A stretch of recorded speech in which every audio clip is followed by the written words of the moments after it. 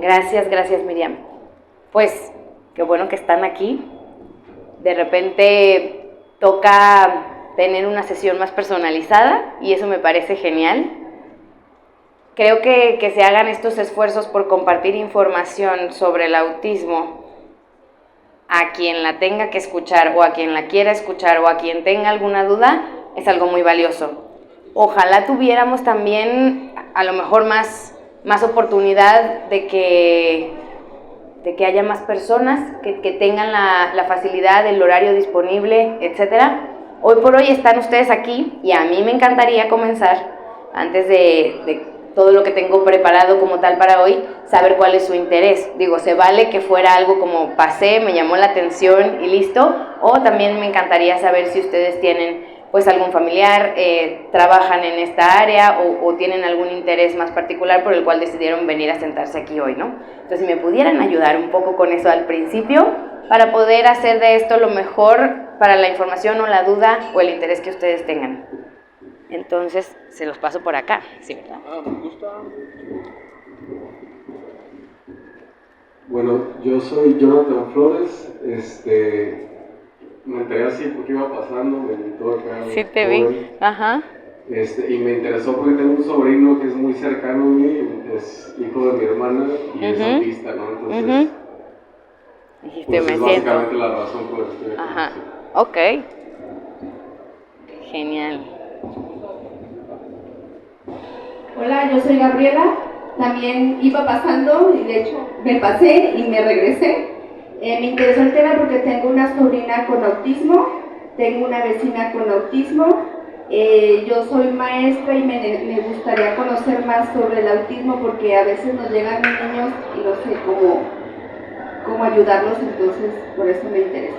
Perfecto.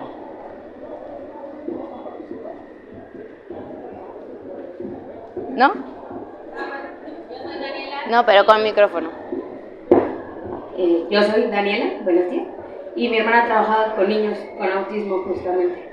Entonces, pues nada más para involucrarme un poquito más.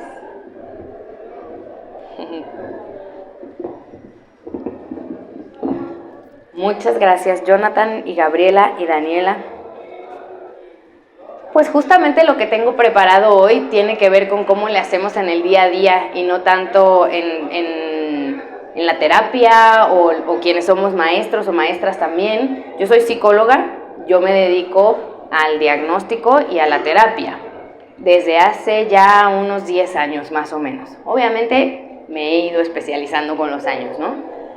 Y ahora también me dedico a dar capacitaciones, tanto a las escuelas como a las familias o a las escuelas, tanto a nivel preescolar, como a nivel primaria, como a nivel preparatoria, lo que sea necesario, porque tenemos cada vez, creo que ustedes esto lo saben, cada vez más casos y cada vez más incidencia de este diagnóstico en nuestras familias y en general, como en las escuelas, con todas las personas con las que convivimos. Pero luego pasa que a lo mejor sabemos decir, es autista, tiene autismo, le dijeron esto, hay quien dice yo no creo, yo sí creo, quién sabe si el doctor, la doctora esté en lo correcto, lo que sea. Pero lo que vemos en el día a día es que sí hay algunos momentos en donde tal vez nos preguntamos, ¿y aquí cómo le hago? Y aquí no le entiendo. ¿Estará bien que yo le diga, que le corrija? ¿Estará bien que le exija algo? ¿Seré yo una buena persona o seré un mal tío, buen tío, mala tía, buena tía si le pido que se esfuerce un poco más aquí? ¿O si juego un poco más con él o con ella? ¿O cómo me relaciono en el día a día, no? Y eso a veces no es tan sencillo de explicar en una clase porque no es como que haya una receta en específico a seguir. No es como que tengamos un paso 1, un paso 2, un paso 3.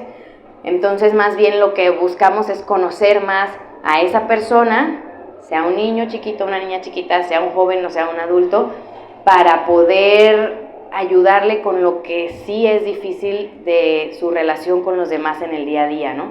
Ahorita no conozco a sus familiares, pero entiendo que son niños, por lo que me dijeron.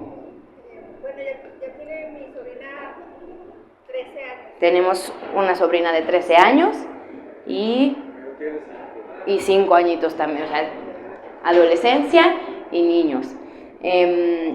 lo que sucede muchas veces es que tenemos estas preguntas y yo quisiera, si se puede, que ustedes tengan dudas puntuales, que me las hagan saber para que esto también pueda servirles mucho más a ustedes y esperando que lo que traigo preparado aquí pues ayude, les haga sentido, ya sea para hoy o para irlo a compartir también con el resto de la familia, ¿no? Porque luego pasa que nos hablan del autismo y sí sabemos mucho o sí vemos mucho en internet, en el TikTok, en el video que nos mandan, pero la realidad, para empezar, a mí me gustaría compartirles qué es el espectro autista, porque todavía hay muchos mitos, todavía hay mucha información que no tenemos muy clara. A veces pensamos que es tal cual una enfermedad, a veces pensamos que es una limitación, en algunas ocasiones se habla de una discapacidad también, pero lo que es como tal es un conjunto de formas de ver, entender el mundo y de actuar que nos hacen simplemente caer en una categoría, como cualquier otra persona, ¿no? Muchas veces tenemos más afinidad para el deporte, muchas veces tenemos más afinidad para, pues, las matemáticas, o muchas veces nos sale mejor hacer un arroz que a mi vecina. Tenemos habilidades para muchas cosas y también tenemos dificultades para otras. ¿Qué pasa con el espectro autista? Tenemos algunas cosas muy en específico de nuestro comportamiento social. Aquí tengo de la interacción social y de patrones restringidos o repetitivos que nos hacen caer en esta categoría diagnóstica, pero por decir diagnóstico es porque le ponemos el nombre. La realidad es que se trata de una condición del neurodesarrollo. Incluso muchas veces se habla de trastorno del espectro autista, porque la palabra trastorno viene de hacer un diagnóstico desde la psiquiatría, que la psiquiatría es la ciencia que se encarga de nombrar estos comportamientos que son similares en algunas personas y que entran en una categoría, ¿no? Pero la realidad es que solo es una forma de nombrar las cosas para su estudio. Cuando queremos entender realmente de qué se trata, no deberíamos de posicionarnos desde un diagnóstico como tal o desde todo lo que implica pensar en una palabra como trastorno del espectro autista, porque muchas veces pensamos en trastorno más bien como si estuviera algo mal, ¿no? Como algo que no cuadra o como algo que no está bien. La realidad es que hablamos de una condición del neurodesarrollo como cualquiera de nosotras, las personas que estamos aquí y las personas que conocemos, tenemos una condición en nuestro desarrollo. ¿Qué significa esto? Tenemos formas de ser, tenemos formas de aprender, tenemos más habilidades en un área y tenemos más dificultades en otras áreas. Y todo mundo nos tenemos que poner a aprender cosas desde muy chiquititos y chiquititas. ¿Qué pasa? La mayoría, en teoría, aprendemos de forma similar. En la escuelita, como nos lo dicen, y vamos al pie de la letra conforme nos va pidiendo cosas la maestra, en el juego con los amiguitos, etc. Pero pues, ¿ustedes me dirían que todos somos iguales? No. En realidad todos somos muy diferentes. Lo que pasa es que hay quienes tenemos una facilidad, en teoría, de adaptarnos más rápido a lo que se nos está exigiendo o pidiendo en algún momento, y otras personas más bien tienen habilidades extraordinarias, literalmente extraordinarias. Entonces no me es tan sencillo adaptarme a la primera o a la segunda, a todo lo que tú me estás pidiendo de forma regular o tradicional. Eso no me hace ni un enfermo, ni un trastornado, ni alguien fuera de lo que se tiene que hacer. Lo que pasa es que tengo otras formas de aprenderlo. Y por eso hablamos de una condición del neurodesarrollo que es distinta, porque se caracteriza específicamente por tener formas distintas de interactuar, formas distintas de relacionarme con las personas y ciertos patrones de comportamiento que son repetitivos y que son muy estructurados y que son a veces muy específicos también. Pero entonces de ahí tenemos mucho que entender y mucho que hablar, porque cómo se ve esto en el día a día. No es lo mismo decir, hay niños que aprenden más fácil las matemáticas y otros que no. Entonces los que aprendieron en el pizarrón cuando la maestra lo apuntó, están dentro del promedio. Y los que no, entonces está muy fácil, hay que darles clases aparte, hay que decirles con más tiempo y con más pausa y con más repeticiones, los números, las sumas, las restas, etc. Pero ¿cómo le hacemos cuando se trata de relacionarme con los demás? ¿Cómo hacemos esa pausa? Si vamos literalmente corriendo en el día a día, vamos muy rápido en la escuela, en donde salgamos a las plazas, la interacción se da muy rápido. Hablamos, nos saludamos, preguntamos cosas, a ver si entendí o no. Igual ya se acabó la conversación o ya se acabó la clase o ya se acabó el juego. Y ahí no tenemos tanta pausa como para hacer esos ensayos de matemáticas a veces, ¿no? De 1 más 1 es 2. Entonces, a ver, te voy a poner un lápiz y voy a poner el otro. Y vamos a contarlos. Entonces, 1 y 2. ¿Cuántos son? 2. Ah, otra vez. Ahora con manzanas. Ahora con dibujitos. Ahora con... Imagínense hacer eso en cómo nos relacionamos las personas en el día a día. Se vuelve complicado. No es más que un conjunto de habilidades y con algunas dificultades en específico. Lo que sucede con el espectro autista es que se da en estas áreas que pasan muy rápido en el día a día: lo social, la comunicación y mi forma de ser en general. Ahorita lo estoy hablando muy general. Ustedes me dicen si tienen alguna duda en específico y sin problema vamos pasándoles el micrófono,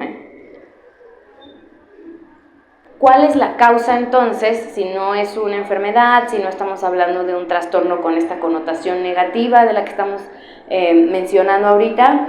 La realidad es que la causa a ciencia cierta aún no la conocemos, pero si se fijan, yo aquí traigo una imagen que para las personas que lo van a escuchar voy a describir un poco. Tengo genes, tengo la globalización, el internet, el uso de pantallas y acceso a la información. Tengo nuevas formas de educación en las escuelas, nuevas metodologías también, cambios en los estilos de crianza en las escuelas, incluso cambios en los estilos de crianza en las familias.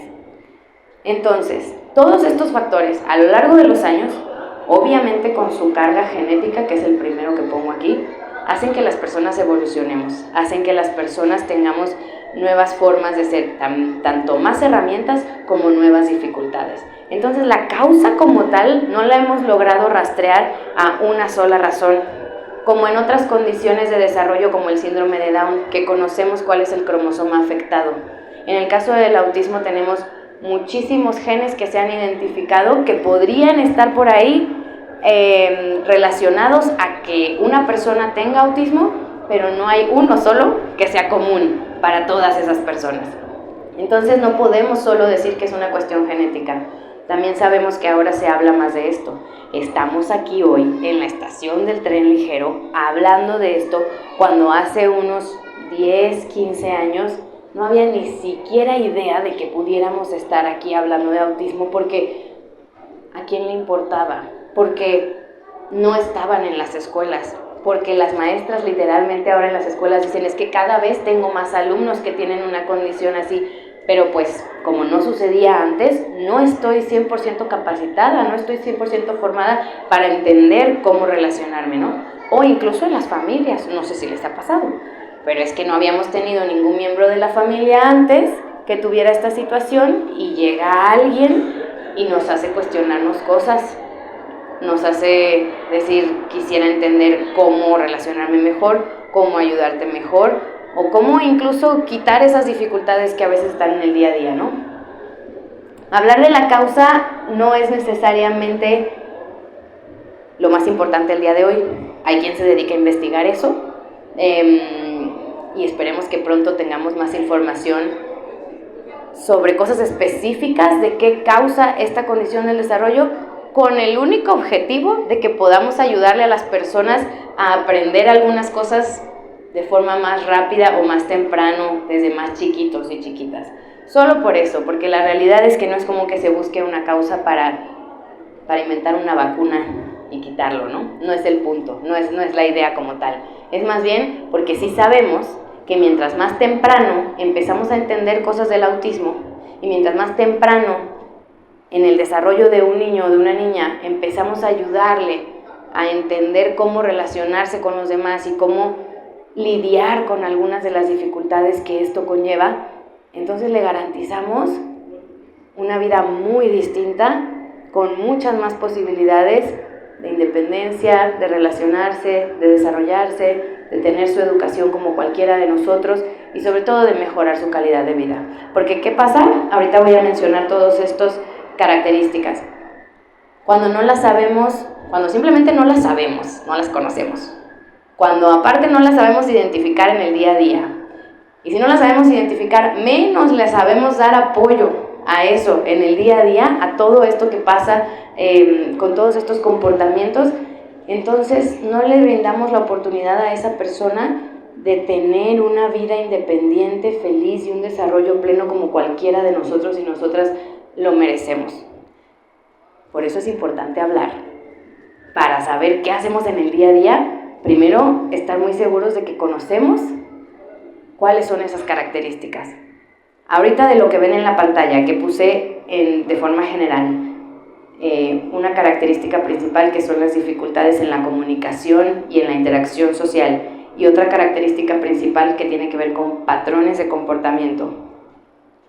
Tengo aquí ejemplos como lenguaje, comunicación, interacción, estereotipias, inflexibilidad cognitiva y algunas cuestiones sensoriales. ¿Alguien de ustedes, solo con que me levanten la mano, ya tenía una idea de que de todo esto que estoy mencionando aquí se trata el autismo? ¿El espectro autista? Muy bien. ¿Hay algo nuevo que vean por aquí que no habían escuchado antes? No. Ok, perfecto. Es bueno saberlo, porque en realidad muchas veces nos encontramos todavía con que pensamos que el autismo solamente se trata de no ver a los ojos y de estar en tu mundo y de no socializar o no jugar y listo. Y en realidad cuando hablamos del espectro autista, muchas veces muchos niños, niñas, jóvenes, adultos con esta condición de desarrollo se relacionan, juegan, conviven, conversan, tienen una vida incluso independiente como cualquiera de nosotros, y no necesariamente es que no tengan esta condición de desarrollo, es que se ve de otras formas a veces.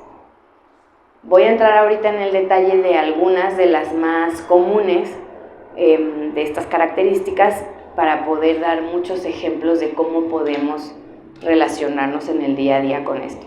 Pero de manera general yo quisiera compartirles. Podemos encontrar personas con autismo que no hablan, no desarrollan el lenguaje verbal, y podemos encontrar personas con autismo que hablan, que se desenvuelven, que conversan con las demás personas, pero que la dificultad en el lenguaje puede ser más bien el no entender algunas cosas más complejas del lenguaje, como lo abstracto, como el doble sentido, como los chistes. Habrá personas con autismo que eso sí lo puedan entender, que también hablen y se expresen, pero que no necesariamente lo hagan con todas las personas, que pueden ser más bien selectivos o selectivas, y que entonces con algunas personas se relacionen de esta forma y con otras no. Por ejemplo, cuando se trata de interacción, podemos tener algunos casos en donde las personas con autismo no toleran la cercanía con otros, no quieren relacionarse con otras personas. No sé si no quieren o hay algo que está faltando más bien ahí. Hay una dificultad para relacionarme más bien con otras personas, hay una dificultad para jugar, hay una dificultad para mantener o compartir un momento en general con otra persona. Pero en ocasiones lo vemos como no hay posibilidad de interactuar o tiene una dificultad para interactuar, cuando muchas veces lo que puede pasar es no comprenden su totalidad de esa interacción. Pareciera que el juego es muy sencillo, pero las reglas del juego no le quedaron claras. Pareciera que no tiene ganas de hablar con la otra persona, pero la realidad es que no se anima porque está muy nervioso o nerviosa. Pareciera que no tiene ganas de convivir con nadie, pero la realidad es que se quedó con una idea que alguien le dijo antes, de que era muy grosero o grosera, o que eso no se decía, o que en este momento hay que escuchar y no hablar, y entonces fue tan firme en su pensamiento que no está buscando esa interacción como los demás.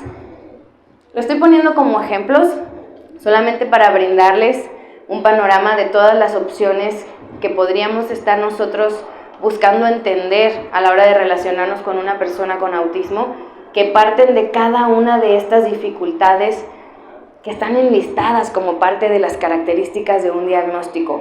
pero que no necesariamente siempre implican que las personas que tienen este diagnóstico no pueden hacer estas cosas, sino que a veces toca irnos un poquito más atrás para encontrar la verdadera dificultad o esa parte de la información que nos está haciendo falta. Ahorita di algunos ejemplos sobre el lenguaje, la comunicación y la interacción, pero ¿qué me dicen de esto otro? Uno de los síntomas más comunes tiene que ver con las estereotipias, ¿no?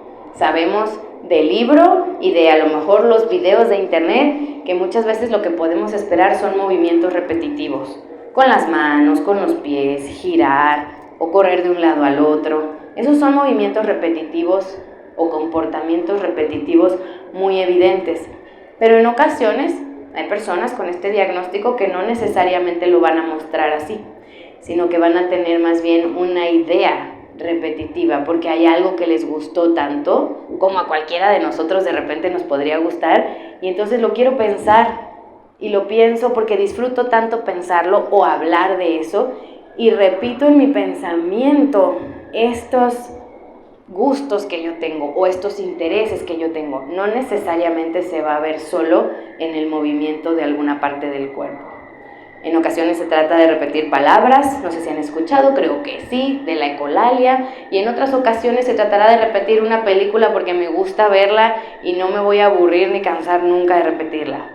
A esto nos referimos con patrones repetitivos de comportamiento. Algunos se pueden ver, algunos no se pueden ver tanto a simple vista, pero en la medida que conocemos a la persona nos podemos dar cuenta. Parte de estos patrones repetitivos nos lleva en muchas ocasiones a ser inflexibles.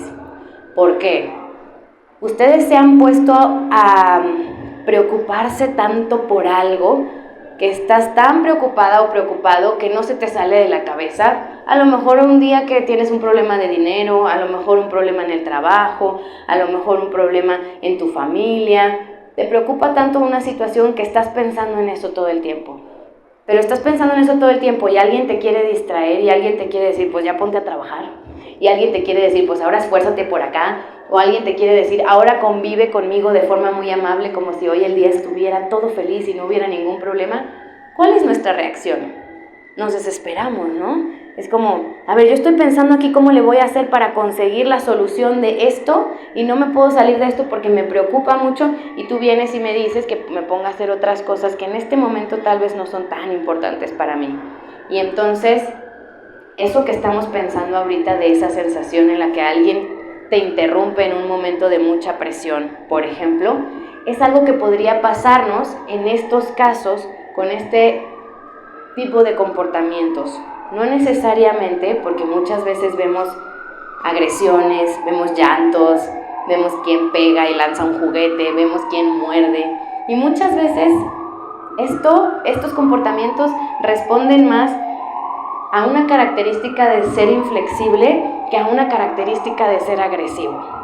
Por eso es que pongo el ejemplo, porque cualquiera de nosotros y nosotras nos podemos identificar en esos momentos difíciles, en un patrón de algo que me gusta, o simplemente así, estoy viendo la película que me gusta y no quiero que nadie me interrumpa y llega alguien a pedirme lo que quieran, o me habla alguien con quien no quería hablar en este momento, o lo que se les ocurra. Finalmente hay una sensación de interrupción en algo que estoy haciendo, que me estoy concentrando, que requiere toda mi atención. Eso pasa en muchas ocasiones con las personas que tienen este diagnóstico. Esos patrones repetitivos nos llevan a ser muy estructurados porque nos gusta que las cosas sucedan de una o de otra forma y nos sentimos muy bien de que las cosas sucedan como lo estamos esperando, que cuando algo sale de nuestro control o de lo esperado o de nuestra rutina, podemos llegar a molestarnos mucho o a espantarnos mucho o a desesperarnos mucho. No todo el tiempo sería pensar en una agresión como tal, ¿no? Estoy poniendo los ejemplos, algunos de los ejemplos que me parecen de los más comunes, pero ustedes me pueden hacer preguntas de lo que tengan en mente si es que hay alguna situación en específico de la que quieran que platiquemos. Entonces, no hablé ahorita de la parte sensorial para no extenderme mucho en estas ideas, pero finalmente tenemos mucha información que nos dice que de muchas formas podemos experimentar cambios en nuestra percepción de los sentidos cuando estamos dentro de este diagnóstico. Es decir, podemos sentir mucho más los ruidos, el tacto, el gusto, o podemos también sentirlo mucho menos. ¿Qué pasa? Hay muchas veces que lo que observamos es, oye, pero este niño o esta niña es súper atrevido, súper temerario, súper inquieta porque nomás corre, brinca, salta, se pega y parece que no le pasa nada y que no le duele nada y tiene que aprender porque necesitamos que se cuide, porque abre la puerta y se quiere salir corriendo a la calle, porque no mide los riesgos, porque no siente si se pegó muy fuerte o no. Y eso a veces es una característica, por ejemplo, de hiposensibilidad al dolor. Finalmente el dolor es parte de nuestros sentidos, es información que recibimos en nuestro cuerpo. Y en ocasiones pasa que estos niños o estas niñas realmente no sienten igual que nosotros un golpe, por ejemplo, o no alcanzan a medir un riesgo porque no han detectado como otras personas en teoría lo pueden hacer, algo que sea doloroso o peligroso desde este tipo de experiencias.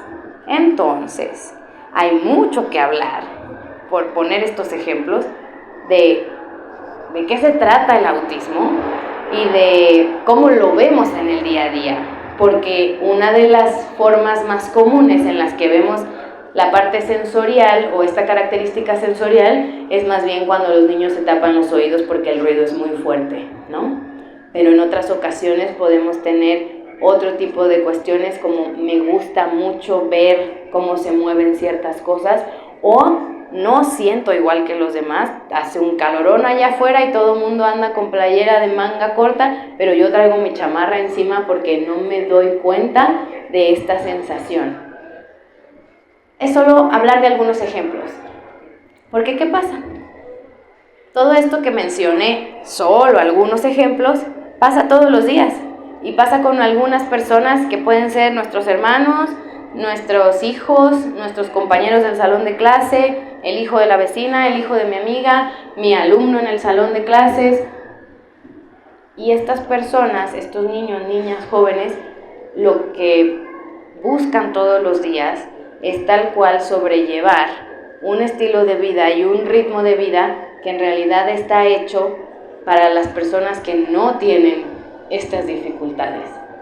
Porque normalmente estamos expuestos a ruidos, a muchas sensaciones, estamos expuestos en nuestra cultura mexicana a que las personas, los familiares lleguen y te abracen y se acerquen a ti y no te pregunten si te van a dar un abrazo y si te van a cargar.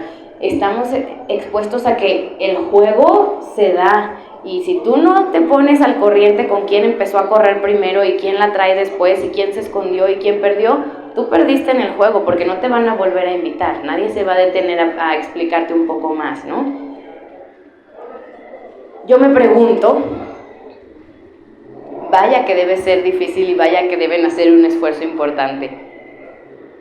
Si ustedes tienen la oportunidad de buscar en internet o en este mismo espacio aquí del DIF o en donde puedan tener acceso a la información en general, hay muchas personas con la condición de autismo que ya se ponen a contar su historia, que antes no se animaban tanto porque no se hablaba mucho de esto o porque ni siquiera ellos mismos o ellas mismas sabían que eran autistas o que tenían este diagnóstico. Y vale mucho la pena, además de, hoy les estoy contando desde mi experiencia, que tengo ya unos buenos años de estudio de este tema, y a esto me dedico, ¿no? Pero la realidad es que luego resulta mucho más valioso escucharlo de quien lo vive en el día a día. Cambia toda la perspectiva. ¿Qué es lo que quiero mencionar aquí? Lo que es importante considerar es que cuando hablamos de una condición de desarrollo, así como es muy importante lo que les decía al inicio de no estamos hablando de una situación que debamos rechazar o aislar, no estamos hablando de una enfermedad, no estamos hablando de un trastorno, no estamos hablando de nada negativo ni que implique ninguna limitación como tal de inicio para la persona que tiene esta condición. Pero en la sociedad en la que vivimos, tener este tipo de aprendizaje, tener estas formas de comportamiento, tener estas formas de ser como tal, sí implica muchas otras dificultades, más allá de las que ya traigo conmigo, en teoría, ¿no? ¿Cuáles son? Me pueden repercutir o perjudicar en el ámbito individual, en la familia, en cómo me relaciono yo con mis familiares o en cómo mi familia se termina por relacionar con el resto de la familia, en la escuela, en mi capacidad para poder aprender cosas del día a día en la escuela o en la vida en general, en un trabajo cuando voy creciendo, en el día a día, en los traslados y en todas las habilidades adaptativas que yo necesito para ser una persona independiente. Y finalmente también, cómo vamos aprendiendo a regular o a estimular o a aprender cosas de acuerdo a las habilidades que yo tengo. Si tengo autismo, por ejemplo, pues se requiere terapia, ¿no? Y se requiere mucha estimulación y se requiere asesoría para los papás y para las escuelas. Y esto también es costoso finalmente. Lejos de que sea algo que implique que hay que pagar cosas y que hay que trasladarnos y abrir un espacio en la agenda y en la rutina del día a día para recibir esta información, capacitación, terapia, asesoría, lo que sea, también es desgastante. Y también muchas veces el que otra persona no lo entienda, el que otra persona le diga a la mamá de ese niño, oye, tu hijo es un berrinchudo, ya cállalo, en lugar de detenernos a pensar si hay otra situación sucediendo ahí, o que simplemente de la escuela vengan reportes y reportes de conducta todos los días porque tu hijo algo no está haciendo bien, algo no está haciendo igual que los demás. Cualquier tipo de comentarios al respecto, que tu hermana, tu tía o tu vecina te diga, es que no lo estás haciendo bien como mamá, o no lo están haciendo bien como papás, o como familia, o yo opino que deberías hacerlo así. Todo eso, aparte de lo que ya mencioné, implica un desgaste emocional importante, tanto en las personas que tienen ese diagnóstico como en los familiares o cuidadores. En general, todas las personas que convivimos con un niño, una niña o un joven. Entonces, de ahí que es importante hablar de qué podemos hacer en el día a día.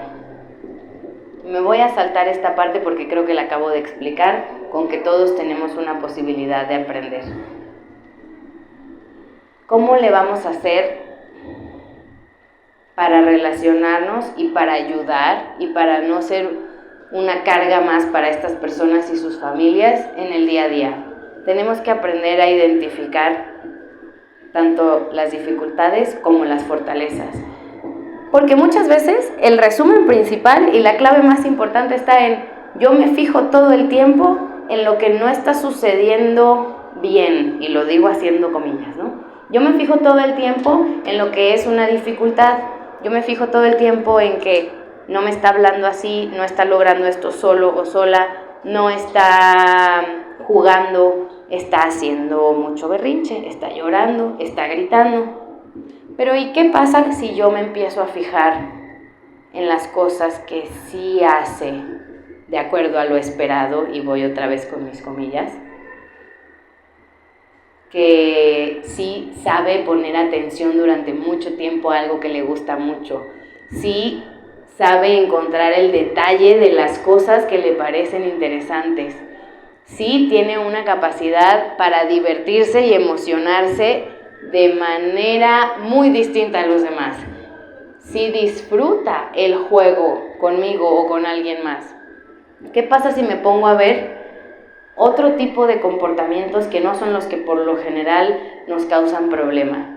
Ya de ahí se los digo, ahorita voy a hablar de otros ejemplos, pero ya con eso vamos a hacer la diferencia totalmente en el día a día. Si yo veo que alguien está teniendo alguna dificultad en específico, como estoy llorando, está aventando el juguete, o no quiere contestarme a una pregunta, o no quiere verme a los ojos si le estoy hablando, y si yo me quedo viendo eso, solo esa parte, no voy a avanzar para ningún lado, porque a lo mejor no voy a ser ahorita la terapeuta o la maestra especializada para saber cómo hacerle para estimular el contacto visual, las habilidades de juego o las habilidades de conversación de un niño o de un joven. Pero ¿qué sí puedo hacer? Bueno, si por este lado no estoy viendo cómo, ¿por qué no me fijo en todo lo que sí estamos haciendo? ¿Por qué no me fijo en el momento en el que nos reímos? ¿Por qué no me fijo en el momento en el que la pasamos bien? ¿Por qué no me fijo en el tema de conversación que le interesa? Tal vez así puedo entrar un poco más a relacionarme o puedo hacer más sencillo un momento de convivencia en general. Eso sería lo primero. Y la clave para esto, para que podamos avanzar y tener realmente más herramientas en el día a día, es definitivamente la información. Que hoy estén aquí por una o por otra razón recibiendo estas ideas que les vengo a compartir, ya es un paso muy distinto a no tener una partecita de esta información.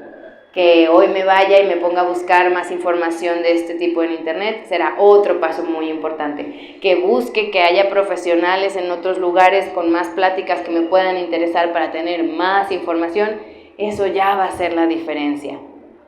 La realidad es que en el día a día, para todas esas actividades y herramientas de la casa, lo que más importa es que tengamos la posibilidad de ver las fortalezas y no solo las dificultades, y luego buscar información, buscar cada vez más información. Y si puedo hacer una sugerencia aquí, que creo que la debí de haber hecho antes, lo de buscar en internet es muy bueno, pero hay que fijarnos dónde buscamos también. Entonces, por lo general, lo ideal va a ser que busquemos esa información con personas preparadas, capacitadas en este tema, que lo podemos encontrar desde el DIF o lo podemos encontrar en cualquier otro, digamos, profesional, ya sea el médico, el pediatra, el neuropediatra, la psicóloga de la escuela, la maestra que nos puede ayudar a preguntarle a la psicóloga de la escuela, alguien que esté acudiendo con algún profesional que se dedique a esto, la psicóloga por fuera de la escuela, no solo la que está en la escuela, etc. Siempre podemos buscar alguien que pueda tener una idea muy clara de dónde encontrar esta información. Solo lo pongo aquí porque se me pasó decirlo hace rato. Entonces, una cosa es el diagnóstico, para tener esta información, tener el diagnóstico y todo lo que implica hacer un diagnóstico, que hay que considerarlo, que no es el tema que vengo a compartir hoy, y la otra tiene que ver con la intervención.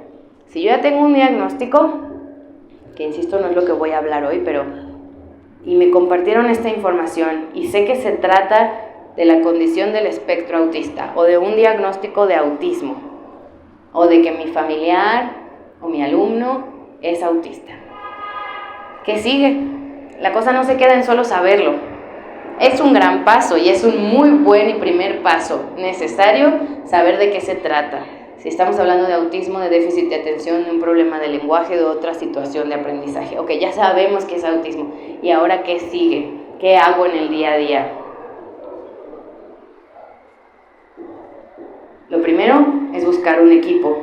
Ese equipo, normalmente las personas que llegan al diagnóstico ya tienen ese equipo. Pero es importante no asumir que se trata de hacerlo solos o solas.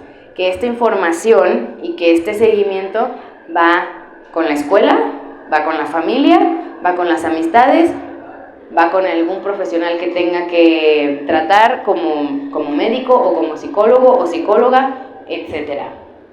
No solo estoy hablando de los profesionales de la salud, estoy hablando de la escuela y de la familia y de todas las personas involucradas. No se puede hacer esto solamente desde una persona.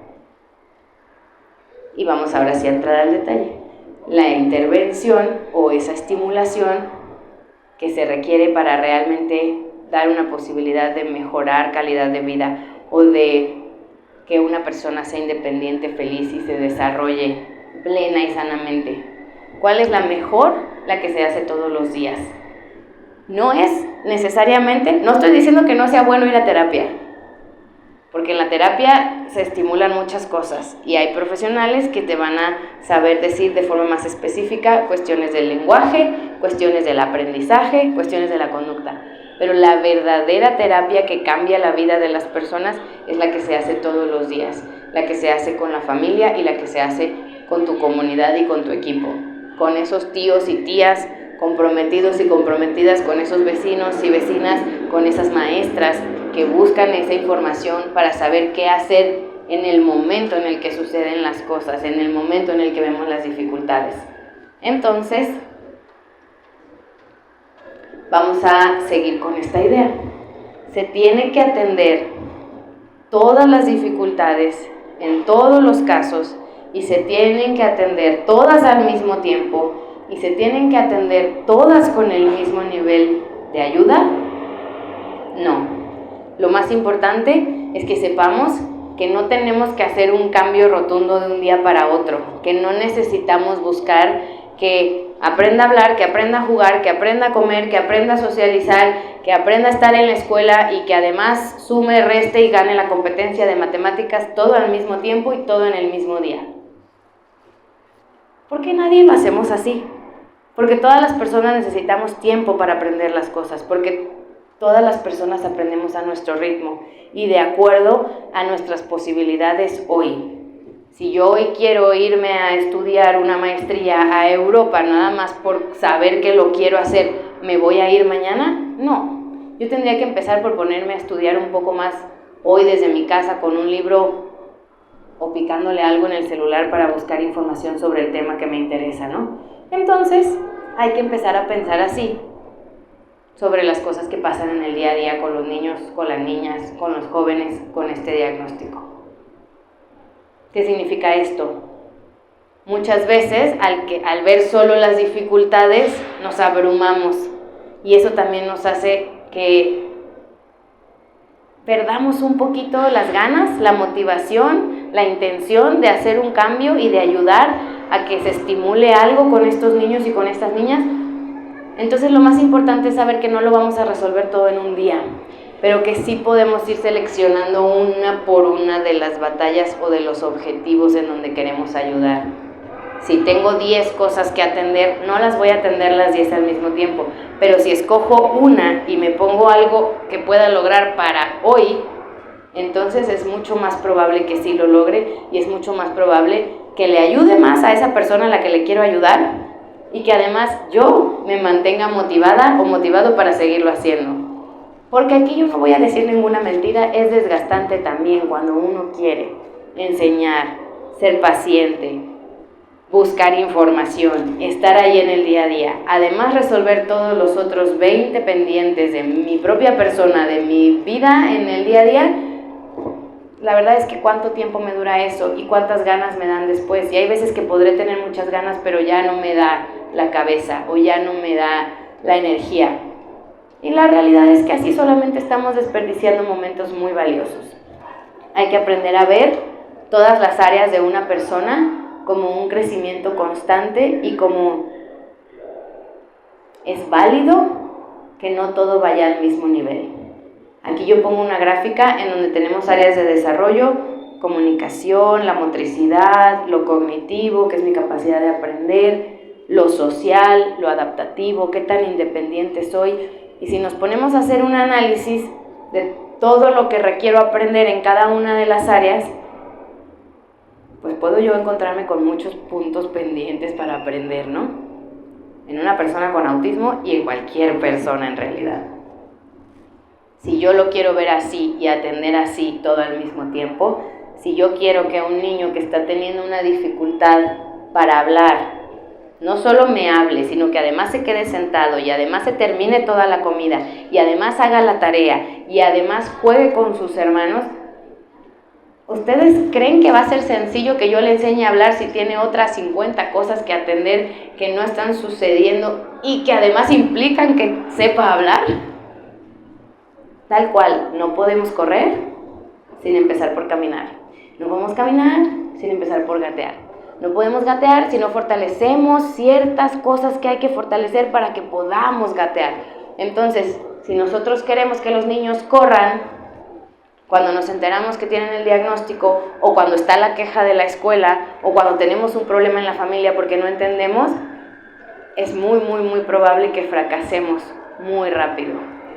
Y aquí, lo más importante es que le quitamos una oportunidad a ese niño o a esa niña o a esa familia de aprender. Entonces, vamos a hacer las cosas un poquito más sencillas para todos. Y hay que empezar por identificar una sola cosa que yo pueda querer enseñar, o una sola cosa que yo quiera ayudar a cambiar.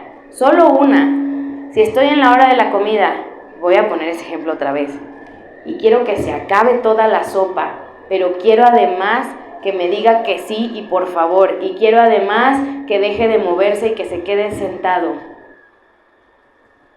¿Ustedes qué creen que pase? ¿Que lo logre todo al mismo tiempo o que terminemos en pleito, gritando, llorando y que cada quien se vaya por su lado y que yo vaya al día siguiente a contarle a alguien que nomás no se está dando este aprendizaje, no come, no me habla, no estamos avanzando, etc.? Pues voy a seleccionar una y les voy a decir algo, muchas veces ni siquiera, ya será cuestión de atender cada caso, ni siquiera la prioridad tendría que ser eso tan específico como que me hable una conversación completa, que se ponga a terminarse toda la sopa o todo lo que quiero, o que se mantenga incluso sentado en su lugar o sentada en su lugar. Muchas veces por lo que tenemos que empezar es por conectar en alguna idea, por conectar con esa persona y por ejemplo, antes de pedirle que nos hable, si no está hablando, que pueda estar un momento tranquilo con nosotros y que pueda disfrutar de un par de bocados sin que estemos gritándonos. Por ejemplo, si yo no tengo la base de que te puedo voltear a ver y puedo estar contigo un ratito y puedo sonreír y puedo jugar contigo, yo no tengo la base para que me enseñes a hablar. Es como pedirte que me resuelvas una operación de matemáticas, unas fracciones y unas divisiones y lo que se te ocurra, cuando yo no sé ni siquiera escribir un número. Eso hacemos muchas veces con las personas con autismo, con los niños y con las niñas. Te estoy pidiendo que me resuelvas una división cuando tú todavía no aprendiste de escribir del 1 al 10. Entonces, ¿cómo vas a resolver esa división en papel y anotar todos los pasos? Si todavía estamos con el 1 a medias y no parece 1, parece una flechita de algo diferente. Vamos a centrarnos en donde realmente necesitamos ayuda. Y para eso, en ocasiones es necesario preguntarle a las profesionales, preguntarle a las maestras, preguntarle a las psicólogas, y en otras ocasiones lo podemos ver.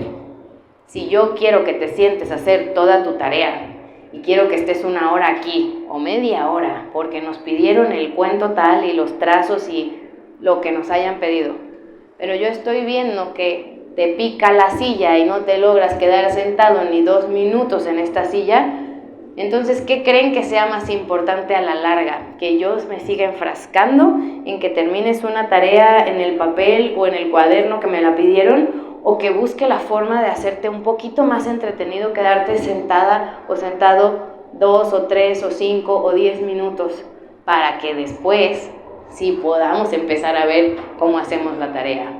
A eso me refiero con buscar una dificultad en específico. Muchas veces vemos solo el llanto, vemos solamente cuando se aventó el juguete, vemos solamente cuando no me hizo caso, pero no estamos viendo qué pasó antes, que nos pudo haber llevado a tener otro tipo de enfoque y otra relación en ese momento. Por eso es importante observar. Ahora voy a mencionar, creo que son 4 de las cosas que podemos hacer en el día a día, y que si alguien aquí tiene alguna duda en específico, con toda confianza levanten la mano y platicamos de eso, porque yo traigo algunos ejemplos que pues yo no sé si estamos pensando ahorita en un niño chiquito, en un jovencito, en un adulto con este diagnóstico, etc.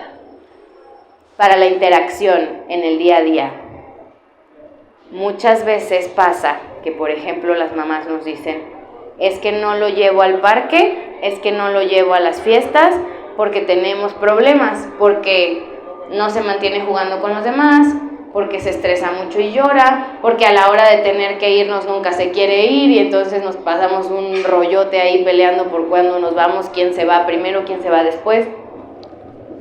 Pero ¿qué creen? Lo más importante es que podamos acostumbrarnos y exponernos, aunque sea de a poquito, a ese tipo de escenarios para que podamos entonces buscar después que no sea tan difícil. Es decir, sí, tal vez ir a la fiesta infantil donde está cantando todo mundo y hay mucho ruido y hay una bocina con música muy alta y hay muchos factores de estimulación, tal vez no sea la mejor idea al principio, pero ¿qué pasa si intentamos ir a una plaza un día que no esté tan concurrida, no necesariamente el domingo que está más llena, sino a lo mejor el sábado más tempranito, o el viernes a mediodía, o a la hora que podamos. ¿O qué pasa si intentamos ir a un parque, aunque sea por 10 minutos, aunque sabemos que vamos a estar solamente un ratito, pero que nosotros busquemos la forma de acercarnos a ese momento en donde convivimos con otros niños? Lejos de eso, en casa, en el día a día, necesitamos estar un poquito más presentes a la hora de convivir. Y no estoy diciendo que la gente no lo haga, pero estoy diciendo que muchas veces, como quiere jugar solo y le gusta jugar solo, lo dejamos que juegue solo. ¿Y qué pasa? Es que si yo me acerco y quiero jugar con él o con ella, me rechaza, no quiere que esté ahí, se enoja, me grita. Ok, ahí es en donde podemos ponernos muy creativos y muy creativas y decir, si hay un juguete que le guste más, si hay una actividad, una canción, incluso algo de su comida favorita que le guste más, lo que sea que yo pueda encontrar en el día a día, si yo ya sé que le gusta más ir a la cancha de fútbol porque algo le gusta de ahí, si yo ya sé que tenemos un peluchito que es más divertido, ¿por qué no entro desde esa parte más divertida y más atractiva, aunque sea a pasar 5 o 10 minutos de juego? A no buscar que se quede jugando conmigo 1 hora a las escondidas o a las traes o armar un rompecabezas, porque eso me implica mucho más tiempo. Pero si de inicio yo pudiera conectar 5 minutos, a diferencia de no convivir con él o con ella en todo el día, eso ya haría una gran diferencia. Ahora, en términos de la comunicación y del lenguaje para todos los días, muchas veces, voy a poner aquí 2 ejemplos, uno de una persona que tiene una dificultad importante para hablar en el desarrollo del lenguaje, que todavía no dice palabras, y otro de alguien que sí nos habla y sí nos platica, pero que a veces es muy difícil que haga una pausa y nos escuche y solo quiere hablar de su tema todo el tiempo, ¿no? ¿Qué tendríamos que hacer en el día a día? Sin ser expertos ni expertas, sin estar dando la terapia como tal. Creo que aquí todas y todos podríamos pensar algún momento en donde nos esforzamos mucho en el regalo para la novia, en hacer algo para mi jefe en el trabajo, en llegar muy temprano porque así me lo pidieron, algo que nos esforzamos mucho. ¿Y qué pasó? Cuando la persona que tenía que reconocernos eso no lo hizo, ¿cómo nos sentimos? Oye, te compré acá las flores y te traje los chocolates, hice todo esto y tú dijiste, ay, llegaste tarde aparte. Ni gracias me dio. ¿Cómo se siente eso? Pues muchas veces eso nos desmotiva, ¿no? Eso dice, pues para la otra si te vuelvo a traer flores, ajá, vas a ver si te las vuelvo a traer.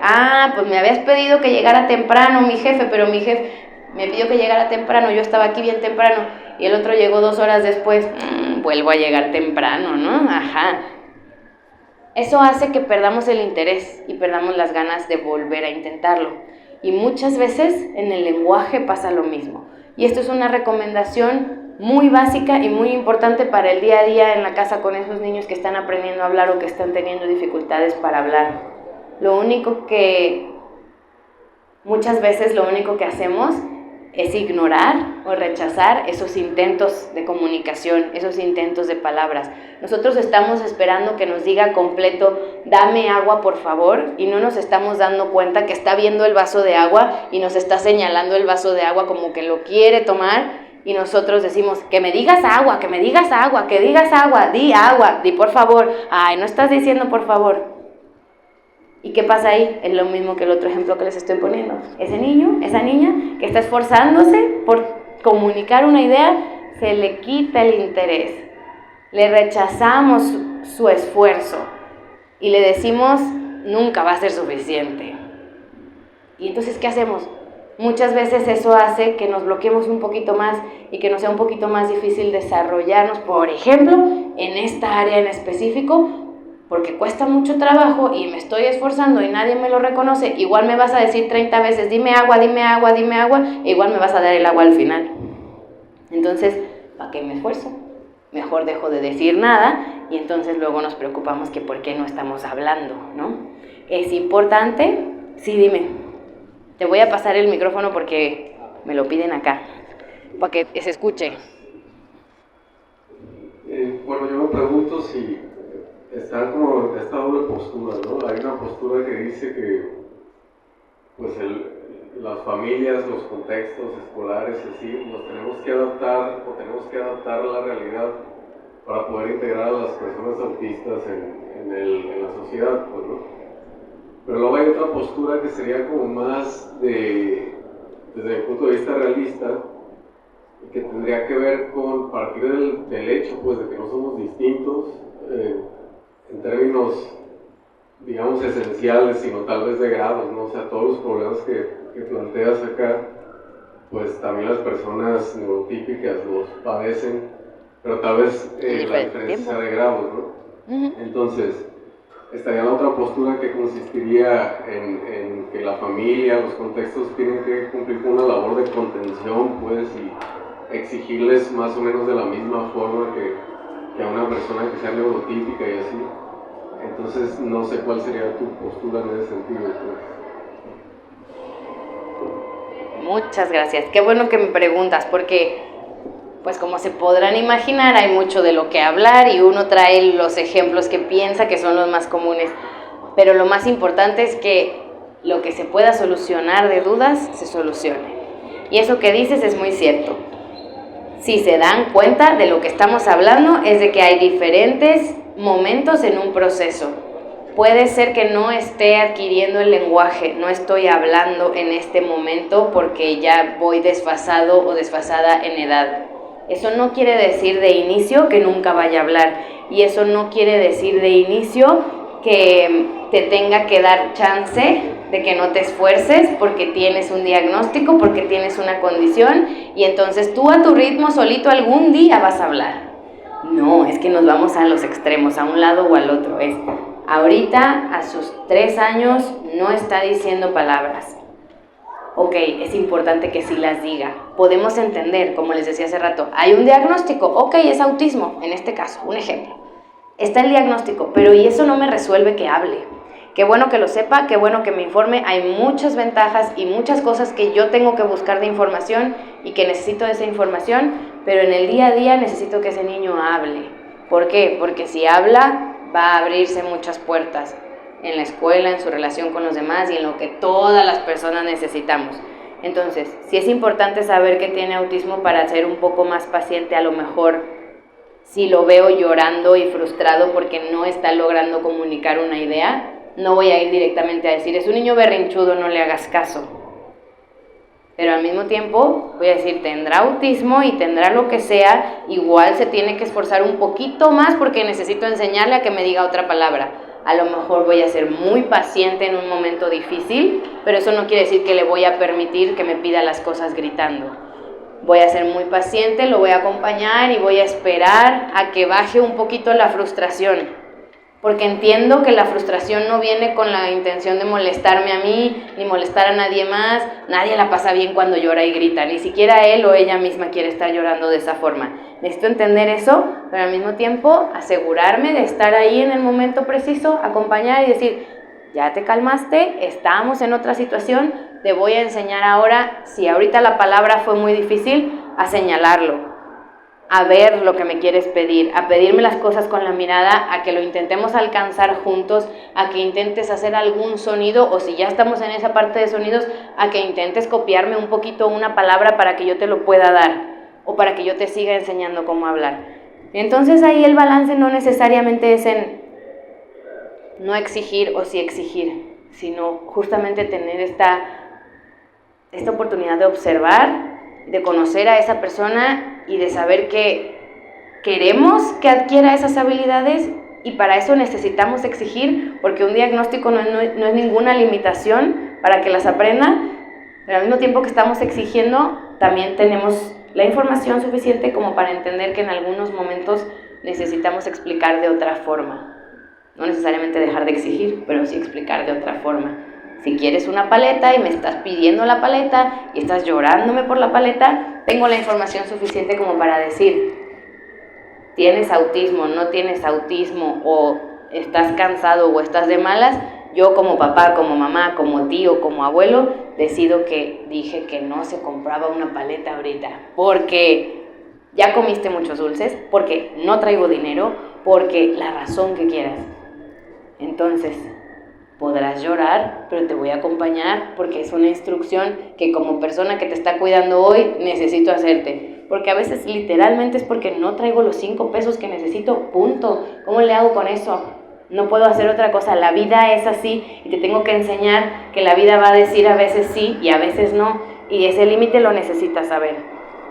Por otro lado, si tengo la oportunidad, si hoy se puede comprar, si hoy es bueno y lo decidimos que estaba bien comprar la paleta, entonces te puedo decir, oye, ayúdame y dime paleta, dilo otra vez, dime por favor, y entonces con todo gusto te voy a comprar una paleta. Pero eso dependerá también del momento, de la familia, de lo que estemos decidiendo. No depende del diagnóstico y no depende de si sabes o no sabes algo. Hay muchas cosas que dependen del día a día y creo que es muy valioso que hayas hecho esa pregunta porque muchas veces pasa que nos sentimos mal si le exigimos o le ponemos una regla o un límite a un niño en general. Si somos el tío, la prima, la vecina o lo que sea, es como que, ay no, yo no puedo decirle a un niño que no me grita y que no me pegue porque no es mi hijo. Oye, hay una cosa que es, hay que ser congruentes y pegar no está bien, entonces no le voy a permitir a mi sobrino que me pegue, punto. Ahora, por otro lado, menos si es mi hijo, porque entonces digo, es que me dijeron que tenía autismo y me está pegando, pero tiene autismo, pobrecito, yo no lo puedo regañar, yo no lo puedo quitar. Oye, si tiene autismo no es ningún problema, no es ninguna enfermedad, no es ninguna situación que implique que ese niño no pueda aprender que pegar no está bien, porque tú crees que si tú le dejas que te pegue a ti, va a entender que contigo, ok, porque eres su mamá, pero con los compañeritos de la escuela no lo debe de hacer.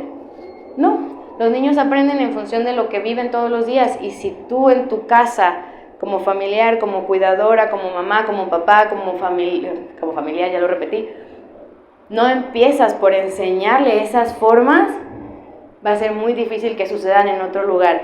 Y si no suceden en otro lugar, estamos quitándole todas las posibilidades de aprender, de desarrollarse, de ser feliz, de crecer en general. Entonces, no se trata de decir, ahora te voy a exigir doble. Se trata de decir, reglas de casa, reglas de familia, reglas de la escuela, son reglas en general. Si vemos que hay una situación, por ejemplo, en la escuela que requiera una adecuación, lo platicamos con el equipo. Para eso somos muchas personas involucradas y a lo mejor a este niño en particular no lo vamos a obligar a formarse en la fila ahorita porque necesita aprender otras habilidades de tolerancia y de espera y de seguimiento de instrucciones que ahorita no vamos ahí. Y pasaría lo mismo en casa. En ocasiones pudiéramos tener el límite muy fijo y en ocasiones pudiéramos decir, vamos a ser un poco flexibles y que hoy no se termine la sopa porque lo bueno que sucedió fue que probó una sopa nueva, no necesito que se la termine por hoy. Eso es a lo que me refiero con el balance. Pero bueno, tengo una pregunta y no sé cómo voy de tiempo. Miriam, tú me dices porque... ¿Ya? ¿Podemos una pregunta más o ya no? ¿Sí? Pero dígame aquí porque me piden que sea en el micrófono. Yo sabía que el autismo no es, o sea, tiene diferentes características. Hay autismo leve, moderado y grave. Por ejemplo, un niño si tiene su autismo grave, es igual que se tiene que trabajar con él que entienda la comunicación. Qué buena pregunta. No tengo el tiempo ahorita para explicarlo todo, pero es muy similar a lo que hablábamos ahorita de esta otra pregunta. Es una persona que tiene el derecho de aprender. A lo mejor todos llegamos en diferentes áreas y en diferentes momentos de nuestra vida a un lugar y a otro y no todos vamos al mismo ritmo en todo, pero todos tenemos el derecho de aprender y de que nos enseñen. Entonces, sea el nivel que sea, hay que intentarlo. Y creo que ya, ¿verdad? Discúlpeme, pero ahorita viene la siguiente ponente.